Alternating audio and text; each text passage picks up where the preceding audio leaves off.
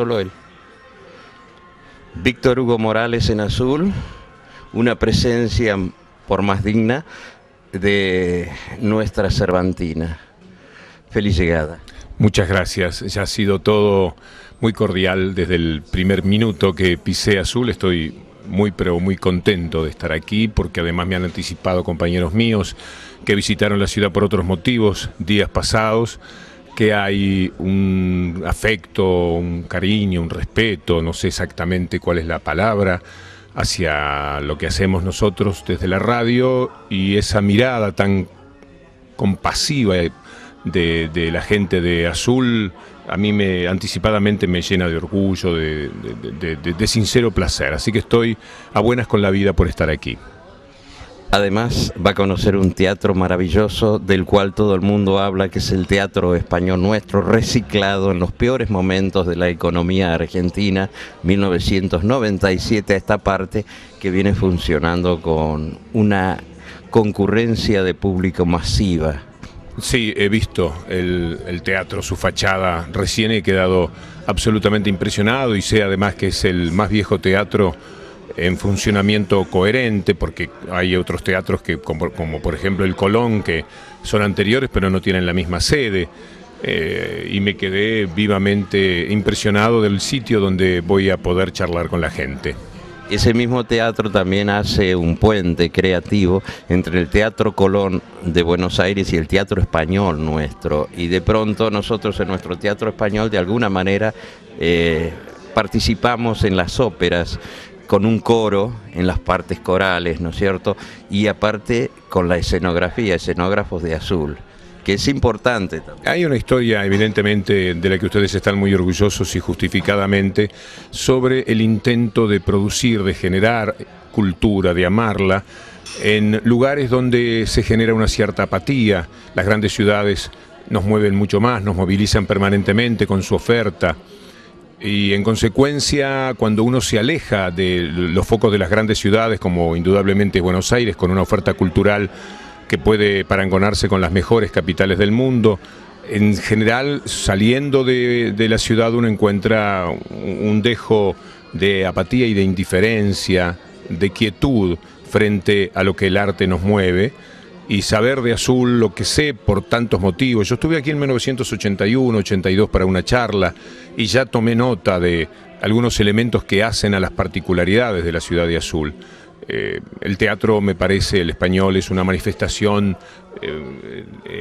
detenida de lo que seguramente es el palpitar del alma de la gente de azul. Y ahora lo va a notar Víctor Hugo por el Festival Cervantino, que es una manera de vivir plenamente la cultura en todas sus facetas y dimensiones, no solo con lo del Quijote. El Quijote será el centro de acción, pero es un encuentro de culturas. El Quijote llegó a las escuelas, y hasta en esta oportunidad se va a presentar un libro con las ilustraciones de los chicos de azul. Todo lo que pueda ser auspicioso para generar una cultura del quijotismo, de lo que implica pensar en el Quijote, en Cervantes, es bienvenido, y yo creo que es hacer mucho más a veces que con unos cuantos volúmenes de textos que los chicos tienen que estudiar, porque yo creo que una de las salvaciones de nuestros espíritus, de nuestra condición, está indudablemente en las artes. Y el culto de las mismas, el apego a ellas, a mí me hace pensar que, como se da evidentemente en azul, que hay lugares que consiguen salvarse, y eso es porque consiguen heredar una historia que van construyendo tantos hombres. He leído sobre Bartolomé Ronco, la influencia que tuvo, sobre María Alex Urrutia, y esa gente seguramente puso en vereda del amor por la cultura a toda la ciudad. Así es, y realmente nosotros tenemos todo eso en vigencia. La casa de Bartolomé J. Ronco y Santa Ronco, su esposa, usted ya lo va a visitar en estos días, y es donde va a transmitir su programa. Es un ámbito que está a nuevo. Faltan los habitantes nada más, pero sin embargo están los fantasmas de los mismos de alguna manera. Sí, yo me puse a leer un poco de Bartolomé y me quedé asombrado porque en estos tiempos quizás es más frecuente poder imaginar alguna quijotada de este tipo, como de alguna forma es lo que emprende la Ciudad de Azul, pero que en los años 30 hubiese un hombre lanzado a mostrarle un camino a Buenos Aires que después se recorre de alguna forma, porque parecería que hasta hay una especie de imitación o de continuidad en la revista Sur, nada menos que de Victoria Ocampo, de lo que él hacía con su revista Azul, y observar ese detalle en aquellos tiempos tan remotos donde todo se estaba construyendo, todo lo que seguramente vemos ahora, me parece de por sí una quijotada. Y una manera de poner la piedra fundacional, como también lo ha sido el teatro, finales del siglo XIX, para que en la continuidad de la vida de la sociedad de Azul seguramente podamos encontrar muchos elementos, muchas huellas de ese amor por la cultura. En un tiempo deshumanizante como esto, encontrar azuleños locos siguiendo detrás de la figura del hidalgo caballero manchego, en otra llanura pampeana, provinciana, de la provincia de Buenos Aires, es restituir los valores al justo punto, lugar y medida, ¿no? Sí, también estas cosas nacen de la locura que así llamamos a las ideas que parecen un poco locas, pero que cuando se concretan demuestran que no eran tan utopías y están hechas seguramente del sentido común del acompañante de Don Quijote, que allí reúne la personalidad que sería deseable tener entre ambos. No se puede vivir en la locura de la creatividad, porque debe ser muy fatigoso, pero tampoco se puede vivir todo el tiempo afiliado al sentido común. El encuentro de esas dos fuentes, que a mí siempre me pareció, ya cuando era mozo, que intentó hacer Cervantes, creo que es el punto justo y equidistante de la locura y el sentido común que quizás tenemos que encontrar para nuestras propias vidas cuando podemos de alguna manera dirigirlas. La mayoría de las vidas están en general conducidas por los hechos y no pueden proponer los hechos. Los hombres que se desprenden del grueso de la sociedad para generar obras son los que consiguen de alguna manera aunar esa personalidad tan anhelada por cualquiera. A mí me gustaría ser un poco Quijote. Realmente yo admiro profundamente la vigencia de los clásicos, ¿no? ¿Qué valores, qué principios, qué valores estables y permanentes, eternos conservan? Por eso son clásicos, ¿no? Sí, y una de las cuestiones fundamentales a recuperar, hasta para los adultos, pero particularmente para los jóvenes, es no perderlo de vista. Tenemos una etapa de una gran ofensiva editorial de todos los medios, muchos libros coyunturales, de aquellos que nos sirven en determinado momento de nuestras vidas para enterarnos de alguna cuestión política, económica, de autoayuda y todas estas cosas que caen demasiado seguido quizás en manos de la gente, mientras que aquellos libros que nos hablan de los temas eternos, pero nos hablan de una manera perenne y por eso han permanecido a través del tiempo, aunque seguramente se deben haber cometido algunas injusticias con otras obras que quedaron en el camino, que ni siquiera supimos encontrar.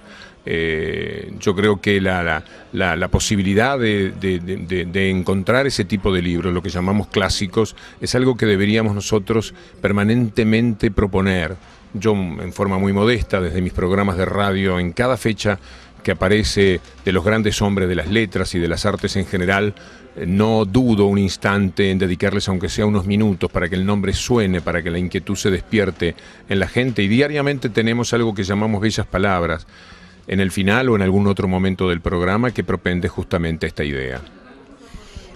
Supongo, y sería una obviedad pensar que no sea así, el programa que va a ser Desde Azul en la Casa Ronco va a girar todo en torno al Festival Cervantino.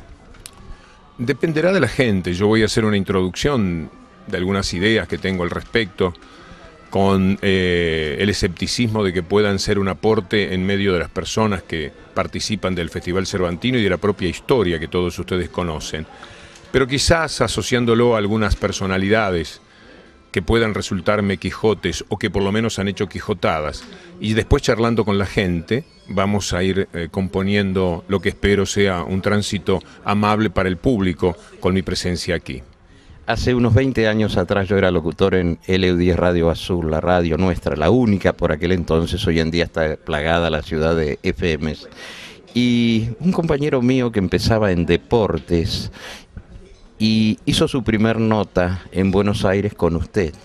Y le preguntó, yo lo he contado en mi programa ya esto, le preguntó qué consejo le daría a alguien que quiere iniciarse en el periodismo deportivo, y que está nuevo, que todavía no ha empezado, y usted le dijo: lea mucho, mijo, lea mucho, así va a tener un buen léxico para ser relator de fútbol, por ejemplo, o de box, de lo que sea. Sí, porque la palabra escrita es la que nos queda. Yo creo que hablamos según lo que leemos.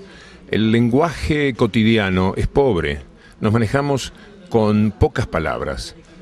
Normalmente no estamos pendientes de la altura que podemos alcanzar con nuestras respectivas capacidades de imaginar. Hablamos con un lenguaje pobre, si se quiere. En cambio, cuando uno va a los libros, a los buenos libros, que no necesariamente tienen por qué ser clásicos, uno se da cuenta que la búsqueda del escritor, de la palabra exacta, de la metáfora perfecta, anidan en uno de una manera tal que en algún momento de nuestras vidas aparece con el formato inicial o con una manera disuelta de esa imagen, pero que finalmente se parece en su esencia.